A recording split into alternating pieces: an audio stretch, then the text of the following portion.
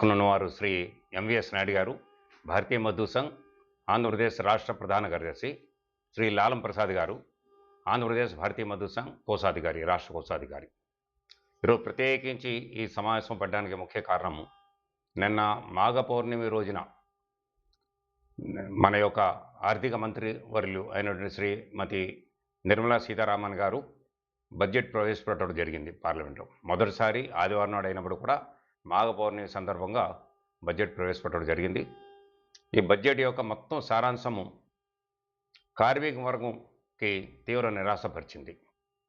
కారణం ఏంటంటే, కేంద్ర ప్రభుత్వము మొత్తం యొక్క ఆర్థిక వ్యవస్థని పూర్తిగా స్వదేశీ ఆలోచనతో గ్రామీణ స్వదేశీ పరిశ్రమల స్థాపన గురించి ఆలోచన చేయడం అన్నది భారతీయ మజ్దూర్ సంఘ్ స్వాగతిస్తున్నప్పటికీ కూడా, ఏదైతే గ్రామీణ పరిశ్రమలు, గ్రామీణ ఉపాధి జనరేషన్ చేయడానికి ఏదైతే ప్రణాళికలు వాళ్ళు అనౌన్స్ చేశారో, కార్మికులు లేని పరిశ్రమలు అసలు ఎక్కడ కూడా నిష్ప్రయోజనం.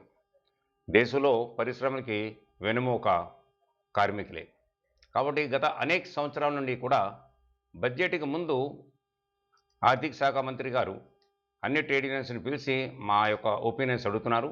మేము అనేక సంవత్సరాల నుంచి కూడా ఈసారి కూడాను మా తరఫు నుంచి మా యొక్క ప్రతిపాదనలు ఇవ్వడం జరిగింది. మనందరికీ తెలిసిన విషయమే, ప్రపంచంలోనే అతి పెద్ద సాంఘిక భద్రతా స్కీము ఏదైతే సోషల్ సెక్యూరిటీ స్కీమ్ అంటామో అది రెండు. ఒకటి ఈపీఎఫ్ఓ, రెండోది ఈఎస్ఐసి. కానీ దురదృష్టం ఏంటంటే, 2014 తర్వాత వేతన పరిమితి సీలింగ్ ఏదైతే ఉందో పీఎఫ్లో, అది 2014 నుంచి కూడా ఈ రోజు వరకు కూడా పెంపడం అన్నది జరగలేదు, పెంపుదల జరగలేదు. ఈఎస్ఐసి కూడా ఈ రోజు వరకు కూడా దాని యొక్క వేజ్ లిమిట్ సీలింగ్ని పెంచడం జరగలేదు. దీనివలన కాంట్రాక్ట్ కార్మికుల యొక్క దినసరి వేతనం కూడా ఈరోజు నెలసరి వేతనం ఏదైతే ఉందో ఆ యొక్క లిమిట్ని దాటిపోయి ఆ సాంఘిక భద్రతా స్కీమ్ నుండి పైకి వచ్చేస్తున్నారు. ఒక పక్క నుండి కేంద్ర కార్మిక మంత్రి గారు, ప్రభుత్వము అందరు కార్మికులకు కూడా ఈ 4 లేబర్ కోడ్ ఆధారంగా సాంఘిక భద్రత మేము అందజేయబోతున్నామని చెప్తున్నప్పుడు కూడా, ఇప్పటికే సాంఘిక భద్రతా స్కీమ్ పిఎఫ్ పరిధిలోనూ ఈఎస్ఐ పరిధిలో ఉన్నటువంటి కార్మికులు కొన్ని లక్షల మంది ఈ సీలింగ్ పెంచకపోవడం వలన పైకి వచ్చేస్తున్నారు. అంటే ఈ యొక్క పరిధి నుంచి, ఈ యొక్క బెనిఫిట్ నుంచి పైకి వచ్చేస్తున్నారు. 15,000 దాటితే పిఎఫ్ కట్టవలసిన అవసరం లేదు యాజమాన్యాలు, పిఎఫ్ డిపార్ట్మెంట్కి అధికారాలు లేవు. 21,000 దాటితే ఈఎస్ఐ కట్టవలసిన అవసరం లేదు, కట్టినా సరే వాళ్ళు ఒప్పుకోరు. కాబట్టి ఈ రెండు కూడా వేజ్ సీలింగ్స్ పెంచాలి, 46,000 చేయాలి, లేక పరిమితి తీసేయాలని బిఎంఎస్ అనేక సంవత్సరాల నుంచి డిమాండ్ చేస్తున్నప్పుడు కూడా బడ్జెట్లో మేము ఆశించాం కనీసం ఈ వేతన పరిమితి పెరుగుతుంది అన్నది. కానీ చాలా నిరాశపరిచింది. మనందరికీ తెలుసు, సుమారుగా ఈపీఎస్ 95 అనేటువంటి పెన్షన్ స్కీమ్, పెన్షనర్స్ దేశంలో సుమారుగా 86 లక్షల మంది ఉన్నారు. 2014లో వాళ్ళకి కనీస పెన్షన్ 1000 రూపాయలు పెంచడం జరిగింది. ఆ రోజు నుంచి ఈ రోజు వరకు కూడా 7,500 రూపాయలు వాళ్ళందరికీ కూడా ఇవ్వాలి అనేది డిమాండ్ చేస్తున్నప్పుడు కూడా కేంద్ర ప్రభుత్వం చూస్తాము, ఆలోచిస్తామని చెప్పడమే తప్ప ఈ బడ్జెట్లో కనీసం ఆ యొక్క పెంపుదల వస్తుంది అని ఆలోచన చేసినప్పుడు కూడా ఈ బడ్జెట్లో కూడా దాని మీద పెంపుదల ఏ రకంగా కూడా ప్రకటన చేయడం జరగలేదు. దీనివల్ల వృద్ధాప్యలో ఉన్నటువంటి పెన్షనర్స్, అంటే మామూలుగా నిరుద్యోగులుగా మామూలుగా ఓల్డ్ ఏజ్ పెన్షనర్స్ కూడా ఈరోజు రాష్ట్ర ప్రభుత్వం 4,000 రూపాయలు పెన్షన్ ఇస్తుంది. కొన్ని ప్రభుత్వాలు 3,000 ఇస్తున్నాయి, కొన్ని ప్రభుత్వాలు 6,000 ఇస్తున్నాయి. కానీ సర్వీస్ చేసి రిటైర్ అయినటువంటి పెన్షనర్స్, ఈపీఎస్ 95 పెన్షనర్స్ 1,000 రూపాయలు అందుకుంటున్నారు. కొద్దిమందికి 1,000 రూపాయల కంటే తక్కువ కూడా ఉన్నది. కాబట్టి వీళ్ళందరూ కూడా కనీస పెన్షన్ పెంచాలని అనేక సంవత్సరం ఉద్యమాలు జరుగుతున్నాయి దేశవ్యాప్తంగా.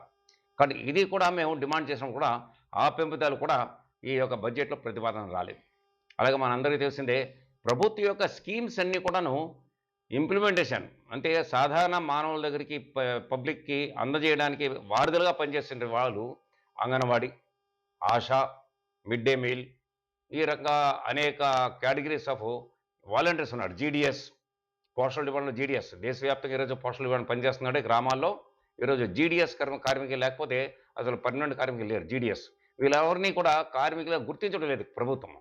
కార్మికులుగా గుర్తించలేదు కాబట్టి వాళ్ళకి పిఎఫ్ లేదు, ఈఎస్ఐ లేదు, గ్రాట్యుటీ లేదు, కనీస వేతనం లేదు. వాళ్ళకి గౌరవ వేతనం మాత్రమే ఉంది.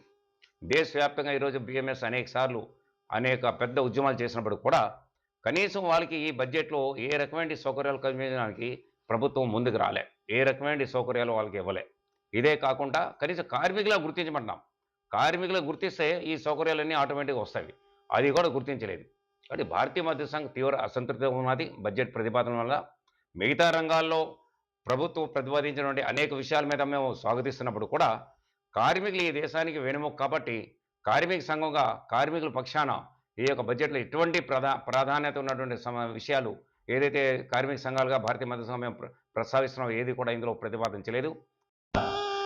21వ జాతీయ త్రైవార్షిక మహాసభలు ఒడిశా రాష్ట్రంలోని పూరీ పుణ్యక్షేత్రంలో రేపు ఈ నెల ఫిబ్రవరి 6, 7, 8 తేదీల్లో జరగనున్నాయి.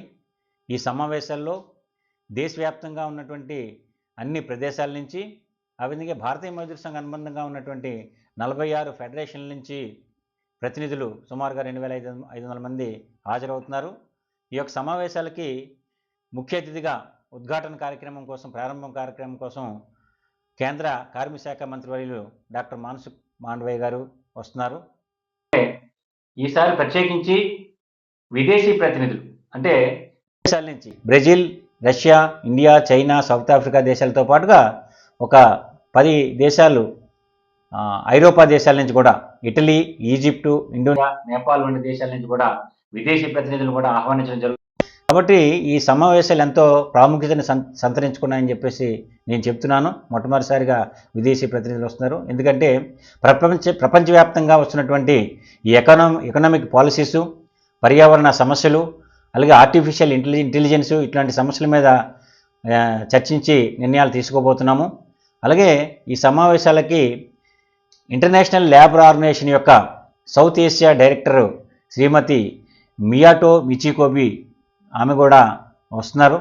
అలాగే మహిళా సెషన్ ఇనాగ్రేషన్ కోసము నేషనల్ ఉమెన్ కమిషన్ చైర్మన్ కూడా రావడం జరుగుతుంది. ఈ ఇంటర్నేషనల్ సదస్సు ఏదైతే ఉందో దాన్ని ప్రారంభించడానికి ఒడిశా ముఖ్యమంత్రి శ్రీమాన్ మోహన్ చరణ్ మాంఝీ గారు వస్తున్నారు. ముఖ్యంగా ఈ సమావేశాల్లో ఇటీవల ప్రవేశపెట్టినటువంటి గత సంవత్సరం నవంబర్లో ప్రవేశపెట్టినటువంటి లేబర్ కోడ్స్ మీద చర్చించడం జరుగుతుంది.